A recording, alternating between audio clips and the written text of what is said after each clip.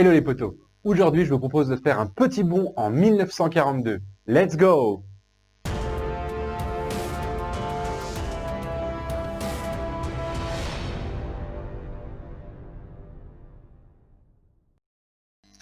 On se retrouve donc avec Midway.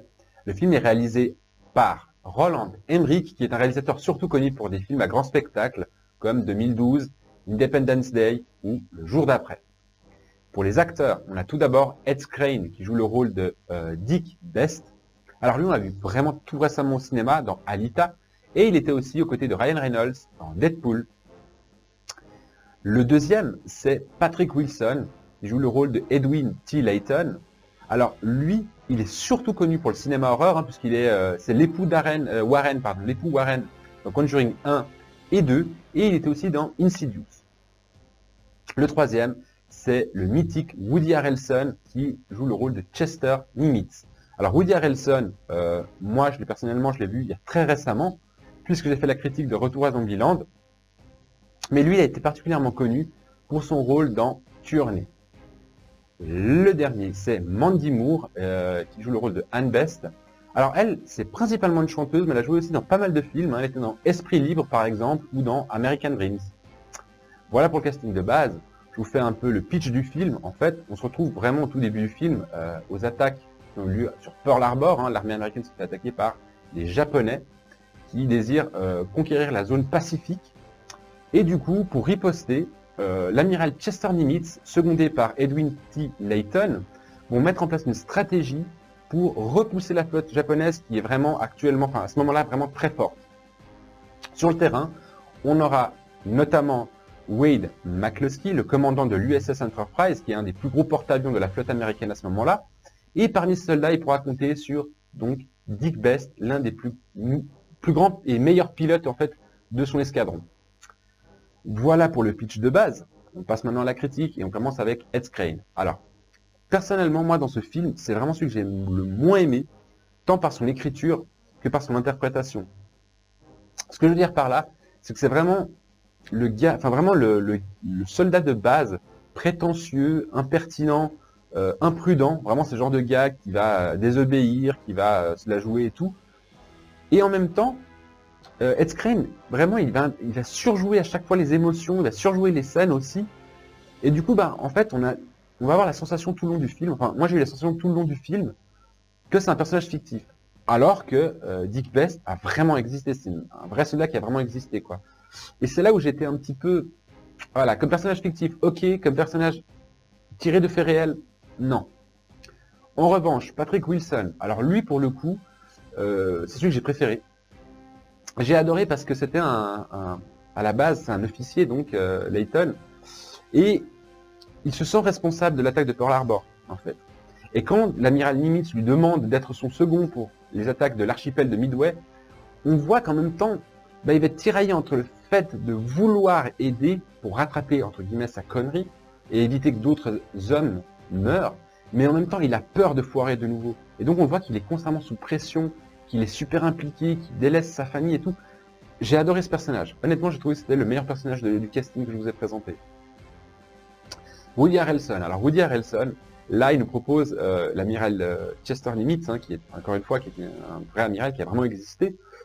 Et on a vraiment un amiral, en tout cas, il nous le présente comme ça, vraiment, c'est le gars qui est hyper serein. Il arrive, il a de l'expérience. Et on voit que c'est le gars qui sait à qui faire confiance. Il est dur avec les personnes à qui il fait confiance, mais il sait à qui faire confiance. Et il sait qui va pouvoir vraiment l'aider à mener cette action militaire. Et voilà, il a vraiment cette espèce d'amiral presque qui est glaçant, mais en même temps il est attachant parce que voilà, c'est quelqu'un qui est bienveillant. Voilà, cette bienveillance, on va bien la ressentir avec Woody Harrelson. Et en même temps, moi ce que j'ai kiffé, c'est qu'il n'y a pas si longtemps que ça, je l'ai vu dans Retour à Zombieland, où c'est un personnage complètement caricaturé. Là, il nous fait un amiral vraiment hyper serein, hyper calme et tout.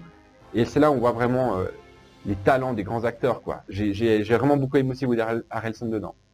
Mandy Moore. Alors Mandy Moore, elle défend super bien son bout de pain. Elle défend bien son personnage. Elle interprète très bien cette femme qui a peur que son mari, donc Dick Best, meure durant les attaques de Midway. Mais en même temps, moi, ce personnage, autant il le défend bien, autant moi j'ai un gros problème avec le personnage en soi. Je trouve qu'il n'est pas légitime dans ce film-là. Je trouve que sa présence n'est pas forcément importante. On verra ça un peu plus dans le scénario. On passe maintenant au décor. Et alors là, justement, Roland Emmerich, le réalisateur, est très bon pour ça. Il arrive toujours à nous planter un décor immense. Il fait toujours des grands plans larges, vraiment gigantesques, qui donnent, voilà, par exemple au début sur la baie de Pearl Harbor, c'est gigantesque et tout. C'est magnifique, tout, voilà, les porte-avions avec le soleil qui tape et tout. Et en même temps, il nous fait des endroits plus confinés, genre des maisons, des machins comme ça, c'est plus enfermé. Et du coup, ça donne cette espèce de sensation où la petite maison est au milieu d'un énorme décor qu'il a planté. Et au bout d'un moment, bam, il va y avoir l'événement qui va faire que ce décor va être complètement dévasté. Et il fait souvent ça, Emmerich.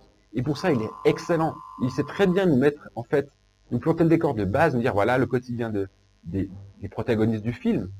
Et voilà, je vais leur niquer leur décor. Et voilà dans quoi ils vont continuer leur histoire. Et pour ça, il est excellent. Pour planter son décor et pour le défoncer derrière, il est hyper bon, Emmerich. On passe maintenant à la partie mise en scène. Et alors là, c'est là où sa qualité va être un défaut dans ce film précisément. Pourquoi? Parce que en fait, Roland Emmerich, il est très bon pour mettre en scène des scènes, en fait, voilà, des scènes pour le coup, mais des scènes où vraiment il va y avoir genre des catastrophes naturelles, des guerres, des affrontements épiques, gigantesques et tout. Mais le problème, c'est que la manière dont, je sais pas comment vous expliquer, mais la manière dont il le fait n'est pas réaliste. C'est-à-dire que les actions qu'il va mettre en scène sont déjà en elles-mêmes irréalisables. Et, je sais pas, il y a une sensation, c'est très très très irréaliste, c'est très fictif, c'est très spectaculaire. Et du coup, vu qu'on regarde un film tiré de faits réels, ça va être déroutant. En tout cas, moi personnellement, ça m'a dérouté un petit peu. Je m'étais dit, j'étais plus venu voir une espèce de vraie épopée historique, vraiment un morceau d'histoire, fait de manière réaliste, et là non, c'est très spectaculaire, quoi. Ça m'a un peu dérangé. Donc voilà, la mise en scène est très bien, et il sait très bien la faire, mais pour moi, il est très bon en fictif. Alors, dès qu'il s'agit de le mettre en réaliste, ça pêche un peu. Ensuite, on passe bien évidemment au scénario. Alors, la première chose que j'ai notée, et je vais justement revenir sur ce fameux personnage de Dick Best, qui est quand même un des protagonistes du film, où encore une fois, je vous avais dit, voilà, c'est ce côté un peu Poe Dameron, mais en même temps, mais évidemment, c'est un pilote, donc forcément, à un moment donné, on va le voir piloter. Le gars, c'est Luke Skywalker, quoi. Dans le sens où c'est le caractère de Poe Dameron avec Luke Skywalker en tant que pilote. C'est-à-dire que le gars, autant ses partenaires, ils vont se faire dégommer, mais à la moindre balle qui passe, le gars, il va éviter les balles, il va faire des loopings, des machins irréalisables. Encore une fois, je reviens sur le côté fictif. Et on se dit finalement, putain, mais le gars, en fait, il est guidé par la force, quoi. Les balles, elles passent à côté constamment. Et il va arriver à son objectif tranquille, quoi. Ça casse un peu le truc, honnêtement. Le deuxième point aussi que j'ai noté scénaristiquement, que j'ai pas aimé, c'est vraiment ce côté ultra manichéen que Emmerich il a mis en avant. C'est-à-dire que voilà, les Japonais, c'est les méchants. C'est les méchants japonais qui attaquent les gentils Américains qui étaient tranquilles à Pearl Harbor. Et puis après, en plus de ça, les Japonais ils sont méchants avec les Chinois, ils les oppriment. Voilà, c'est ce côté vraiment ultra... toi t'es blanc, toi t'es noir, et puis voilà. Et puis il y a les méchants et les gentils. Et moi, c'est ce que j'ai toujours du mal avec ce genre de... comment dire, de présentation, en tout cas, de l'intrigue. Je trouve que c'est hyper clivant, c'est hyper... ouais, c'est trop facile. Voilà. Alors, dans une fiction, ok, là, encore une fois, on est sur des faits plutôt... enfin, tirés sur des faits réels. Ça pêche un peu. Mais là où c'est paradoxal, je voulais venir sur ce point-là aussi, c'est qu'il est capable, donc Roland Emmerich, de nous présenter des personnages ultra nuancés. Comme je vous ai dit, Layton est vraiment très bien nuancé. Le commandant Yamamoto, qui est donc celui qui est responsable de l'opération d'attaque sur Pearl Harbor, est un personnage qui est hyper nuancé, parce que c'est un gars qui se dit, voilà, moi je vais attaquer les Américains, je sais que c'est un pays, c'est un géant, quoi. Je les attaque, je vais me faire défoncer la gueule derrière. Mais en même temps, je dois accomplir mes devoirs de soldat auprès de l'empereur du Japon. Donc voilà, il y a des personnages nuancés, et du coup, le fait qu'il y ait de la nuance dans des personnages donne encore plus la sensation que les autres, l'intrigue et les autres personnages sont fictifs. Et c'est ça son problème. Il y a un problème d'homogénéité du comment dire, ouais, de l'univers. Voilà, il y a un gros problème à ce niveau-là. Un autre point, ah oui, justement, je voulais revenir sur le personnage de Anne Best. Alors, je vais pas vous spoiler, évidemment, mais vous allez voir que dans ce film, ce personnage va va nous plonger dans des scènes qui, en soi, n'apportent absolument rien au film, mais absolument rien. Ce personnage est juste là pour amener du contenu que même, j'ai presque envie de dire que même en scène coupée, on me l'ajouterait, ça serait en trop. C'est un personnage qui n'apporte rien, et du coup, bah déjà, ça casse l'action, première chose, c'est scènes qui viennent ponctuer le film, viennent casser l'action, et en plus de ça, bah, ça prolonge le film. Voilà, moi c'est ce genre de truc comme ça, je trouve que ça sert à rien, quoi. Et encore un point comme ça que j'ai noté, où encore une fois, ce film, on voit clairement que Emmerich, bah voilà, il s'est appuyé sur les événements, parce que voilà, hein, l'affaire Midwest a vraiment étalé sur les premiers jours de juin 1942. Il a vraiment pris sur ces jours-là les moments qui lui plaisaient le plus, c'est-à-dire les moments boum boum guerre, boum boum avion, boum boum bateau. C'est-à-dire que voilà, c'est principalement un film spectaculaire. C'est pas un film qui retrace vraiment l'ensemble historique de cette période, tant dans sa complexité stratégique militaire, sa complexité politique, sa complexité tout. Non, c'est juste boum boum quoi. C'est un film vraiment de guerre. Et c'est fait pour faire du spectacle. Donc voilà. Après, ce que c'est bien, ce que c'est pas bien, c'est un parti pris. Je dis pas que c'est mal, je dis pas que c'est bien, c'est un parti pris. Ensuite, on va passer à les cascades et les effets spéciaux. Bon, alors effectivement, des cascades, en tout cas des mises en scène de cascades, il y en a mais plein. Mais bien évidemment, c'est principalement sur fond vert ou fond bleu. Et c'est là où Emmerich, encore une fois, nous montre que c'est un grand spécialiste de l'effet spécial. Il est excellent, il est hyper pointu, dans le sens où, à aucun moment déjà, vous allez avoir la sensation, purée, c'est du numérique. C'est tellement parfait, c'est tellement bien foutu, il n'y a rien à dire. Il arrive à faire même des angles de caméra pour éviter peut-être de voir des défauts qu'on pourrait voir. Il arrive à les mettre au bon endroit, les angles, pour éviter peut-être sur des effets de mouvement, de se dire ah là on voit que c'est de l'effet numérique. Non, le gars il est excellent. Et franchement, j'ai absolument rien à dire, rien à critiquer, tellement c'est beau, c'est spectaculaire. Les effets spéciaux sont juste spectaculaires.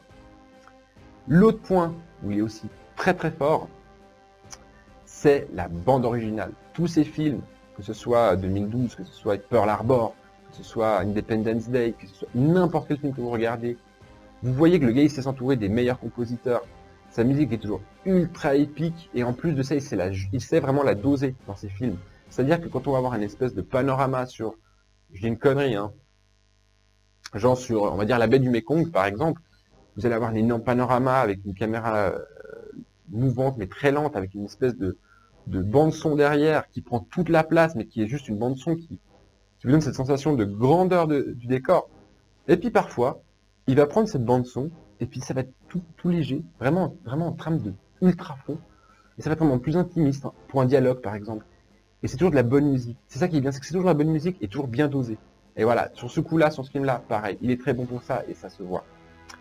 Donc en conclusion, qu'est-ce que j'ai pensé de ce film?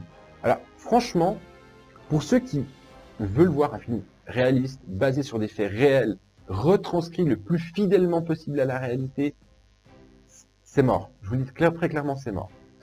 Après, si vous voulez vraiment voir du spectacle, vraiment voir de la bonne mise en scène, fictive, attention, je dis bien fictive, hein, à la manière fictive, vraiment qu'on voit que c'est du fictif, mais c'est juste très beau à regarder. C'est un spectacle, c'est une claque visuelle, c'est un film sympa. Franchement, c'est le genre de film que moi j'irais voir. Alors moi je suis pas grand fan du genre, mais cela dit, ça pourrait être tout à fait un film que j'irais voir, genre un dimanche, je me fais chier l'après-midi, tiens, je vais aller voir Midway. Et puis je passe 2h18 exactement devant le film, et puis je passe un bon moment. Voilà. Franchement, c'est un film sympa. C'est pas le grand film, mais c'est un film sympa.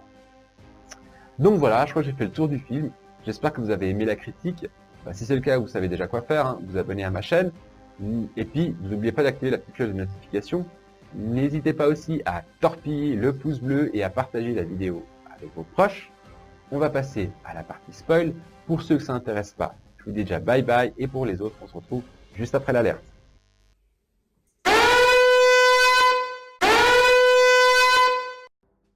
On se retrouve donc avec les spoils en 4 points. Alors le premier point, justement, je reviens encore une fois sur ce regrettable personnage d'Anne Best. Voilà, comme je vous expliquais, ce personnage, il va amener énormément de scènes inutiles. En fait, on va tout simplement suivre avec ce personnage le quotidien d'une femme qui attend son mari qui est parti en guerre. Alors, est-ce qu'on a besoin réellement de savoir qu'elle l'accompagne à l'enterrement de son meilleur pote qui est mort durant la guerre? Est-ce qu'on a besoin de savoir qu'elle va visiter des amis, qu'elle pleure au milieu de la fête parce qu'elle pense à son mari? Est-ce qu'on... Vous voyez ce genre de trucs? Je trouve que c'est des trucs qui sont... Enfin, je veux dire, on est des spectateurs, on n'est pas cons. On s'imagine bien que la femme d'un soldat, en tout cas quelqu'un de la famille du soldat, qui part en guerre et qui risque de ne jamais revenir, est inquiète. On n'a pas besoin de le voir en image. C'est un petit peu, voilà, un côté, le soldat Ryan. Moi, ça fait penser un peu à ça. Le soldat Ryan, on voit à aucun moment la famille de chaque soldat du film. Et pourtant, on sait, parce qu'il nous l'explique par 2-3 phrases, que leurs familles sont très inquiètes. On n'a pas besoin de le voir. Et voilà, on la voit trop pour finalement pas grand-chose.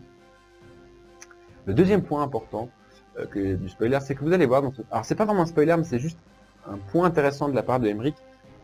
Si vous regardez bien le casting et les figurants principalement, vous allez voir que il a engagé pas mal de jeunes hommes. Et quand je dis de jeunes hommes, c'est des hommes de, allez, des 18-20 ans, vraiment.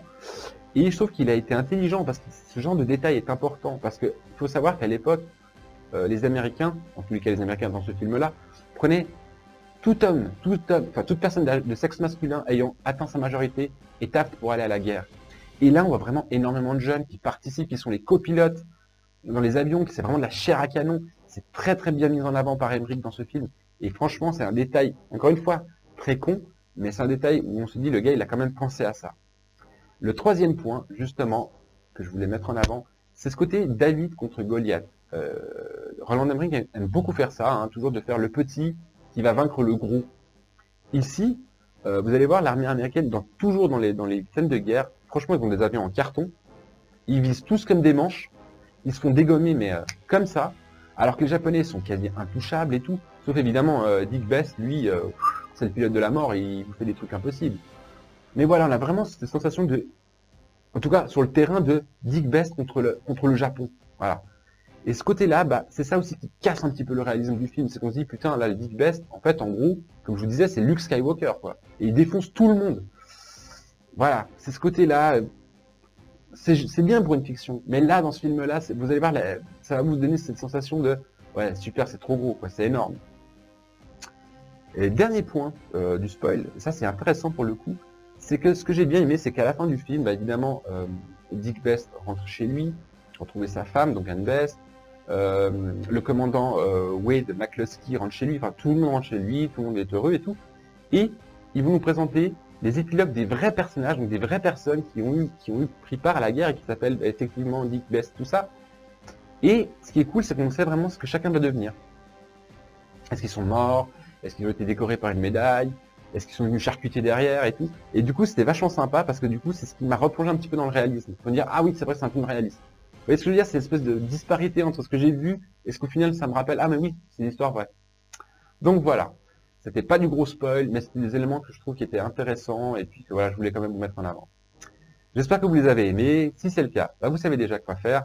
Mais en attendant, prenez soin de vous et bye bye.